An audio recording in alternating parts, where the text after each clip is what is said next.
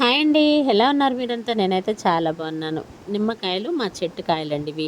వీటితో 10 రోజులు నిలవ ఉండే పచ్చడి ఎలా చేయాలో చూద్దాం. ముందుగా చిన్న రిక్వెస్ట్, మొదటిసారి నా ఛానల్ చూస్తున్నట్టయితే తప్పకుండా సబ్స్క్రైబ్ చేయండి, లైక్ చేయండి, షేర్ చేయండి, కామెంట్ చేయడం మాత్రం మర్చిపోకండి. నిమ్మకాయల్ని ఈ విధంగా కాయ 8 ముక్కలుగా కట్ చేసుకొని ముక్కల్లో నుంచి గింజల్ని వేరు చేసేసి ఒక బౌల్లోకి ముక్కలన్నిటినీ తీసుకున్నాను. ఈ ముక్కల్ని పచ్చడిగా తయారు చేయడానికి ముందుగా స్టవ్ వెలిగించి పాన్ పెట్టి ఒక చిన్న స్పూన్ మెంతులు, 1.5 స్పూన్ ఆవాలు వేసి దోరగా వేయించి పౌడర్ చేసి పక్కన పెట్టుకున్నాను.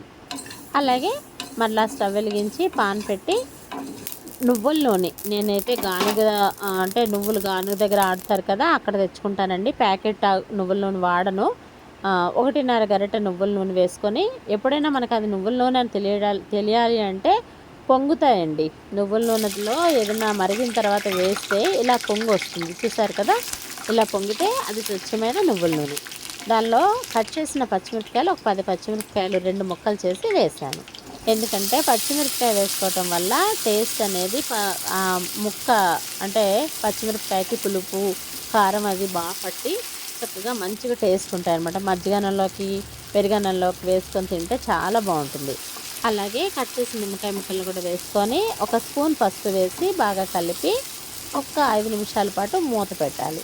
ఇలా మూత పెట్టడం వల్ల నిమ్మకాయ రసం అంతా ఊరి చక్కగా నిమ్మకాయ బద్ద అనేది బాగా ఉడికి మెత్తబడుతుంది అనమాట. తినటానికి కూడా ఈజీగా వెంటనే కూడా వాడుకోవచ్చు. అలాగే మూత తీసి రసం అంతా మగ్గిన తర్వాత ఒక 3 స్పూన్లు సాల్ట్, 2 స్పూన్ల కారం, అలాగే మెంతులు ఆవాలు పొడి చేసి పెట్టుకున్నాం కదా, అది 1 స్పూన్ వేసుకోండి. చేసిన పొడంతా వేసేయకండి, చేదు వస్తుంది. అందుకని 1 స్పూన్ వేసాను.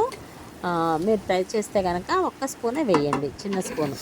అలాగే మూత పెట్టింది బాగా దగ్గరికి మగ్గిన తర్వాత చూస్తున్నారు కదా, ఇలా ఆయిల్ కూడా కనిపించేటట్టు ఉండాలి.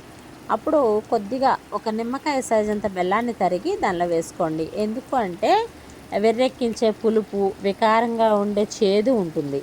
అవి 2 అణిగిపోవాలి అంటే కాస్త బెల్లం ముక్క వేస్తే అవి 2 తగ్గిపోతాయి.